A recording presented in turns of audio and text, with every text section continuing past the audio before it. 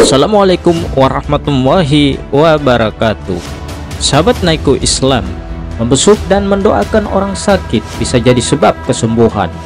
Kunjungan kepada orang sakit termasuk salah satu hak seorang muslim dengan muslim lainnya.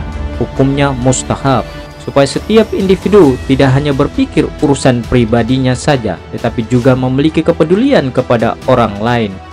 Untuk memotivasi umat supaya gemar melakukan kegiatan sosial ini, Rasulullah SAW bersabda, orang yang menjenguk orang sakit akan berada di kebun-kebun surga sampai ia pulang. Nomor hadis 2568.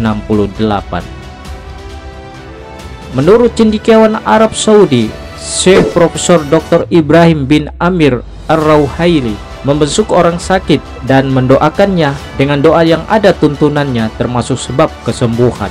Di samping itu juga merupakan bentuk hiburan dan dapat menyenangkan hatinya.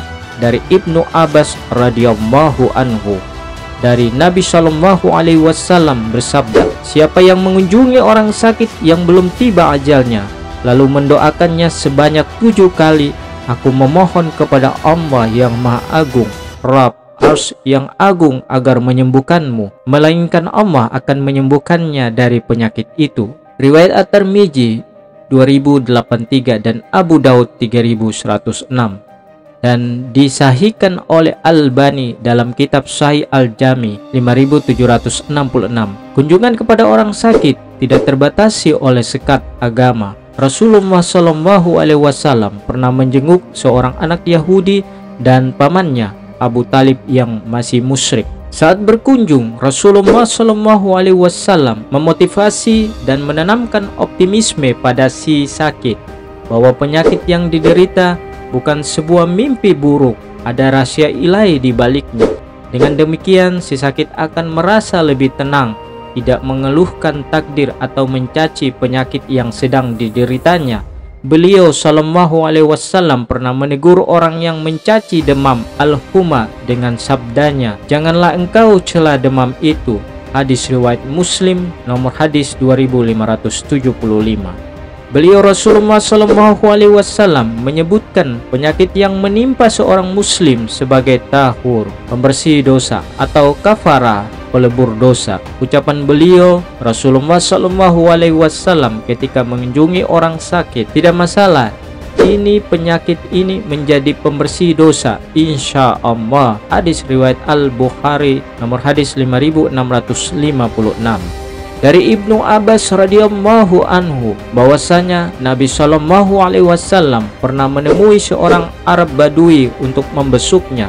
Ia melanjutkan, Nabi Shallallahu alaihi wasallam dahulu apabila menemui seorang sakit yang beliau besuk, maka beliau mendoakannya dengan tidak mengapa sebagai pelebur dosa insya Allah. Badui itu berkata, engkau katakan sebagai pelebur dosa. Tidak demikian, bahkan sebaliknya, sakit demam ini yang panas atau mendidih yang menimpa orang tua renta yang menyebabkannya masuk ke dalam pusara. Nabi Shallallahu alaihi wasallam lalu berkata, ya sudah, akan benar terjadi seperti persangkaanmu itu. Riwayat Al-Bukhari nomor hadis 5656. Ucapan orang Badui itu bahwa sebaliknya sakit ini demam yang panas merupakan ungkapan bahwa bisa jadi seseorang mendapatkan hukuman karena sebab ucapannya yang mengandung unsur putus asa dari rahmat Allah dan bantahan terhadap Rasulullah SAW. Pada riwayat At-Tabrani dijelaskan bahwa Badui ini akhirnya benar-benar meninggal. Disebutkan bahwa Nabi SAW berkata kepadanya setelah itu, kalau begitu ya sudah, apa yang Allah kehendaki pasti akan terjadi. Belum sampai beliau pergi ternyata orang itu meninggal dunia. Riwayat At-Tabrani dalam Ad-Duha nomor hadis 2024. Nabi Shallallahu alaihi wasallam membesarkan hati Ummu Ala Bibi Hijam bin Hakim Al-Ansyari yang sedang sakit dengan berkata, bergembiralah wahai Ummu Ala, sesungguhnya Allah akan menggugurkan dosa-dosa orang yang sakit dengan penyakitnya sebagaimana api menghilangkan kotoran dari biji besi. Hadis Hasan riwayat Abu Daud, Sahih At-Targhib nomor hadis 3438. Dalam melakukan kunjungan kepada si sakit, Rasulullah Shallallahu Alaihi Wasallam duduk berdekatan dengan arah kepala orang yang sakit, atau meletakkan tangan di kening, wajah, dan mengusap-ngusap dada dan perut si sakit. Beliau Rasulullah Shallallahu Alaihi Wasallam menanyakan kondisinya. Beliau Shallallahu Alaihi Wasallam juga pernah menanyakan tentang apa yang diinginkan oleh orang sakit itu. Apabila menginginkan sesuatu yang tidak berbahaya, maka beliau Rasulullah Shallallahu Alaihi Wasallam meminta seseorang untuk membawakannya dan sembari menempelkan tangan kanannya di tubuh orang sakit. Beliau Shallallahu Alaihi Wasallam melantunkan doa, di antaranya, "Aku memohon kepada Allah yang Maha Agung, penguasa Arsy yang agung, untuk menyembuhkanmu," dibaca 7 kali. Sahih Ad-Dabi Mufrad 416. Membesuk orang sakit, menurut Ibrahim, disyariatkan bila penyakitnya tidak menular. Bila penyakitnya menular, maka cukup mendoakannya saja, sebab Nabi Shallallahu Alaihi Wasallam bersabda pada hadis Abu Hurairah yang telah disebutkan sebelumnya, bahwa jangan sekali-kali pemilik unta menyatukan unta yang sakit dengan unta yang sehat. Apakah boleh seorang muslim mendoakan kesembuhan untuk non-muslim? Islam tidak melarang kaum muslimin berbuat baik kepada orang kafir selagi mereka tidak mengganggu kaum muslimin. Yang dilarang adalah bersikap baik kepada orang kafir yang memusuhi kaum muslimin karena alasan agama, karena ia menunjukkan loyalitas dia kepada orang kafir.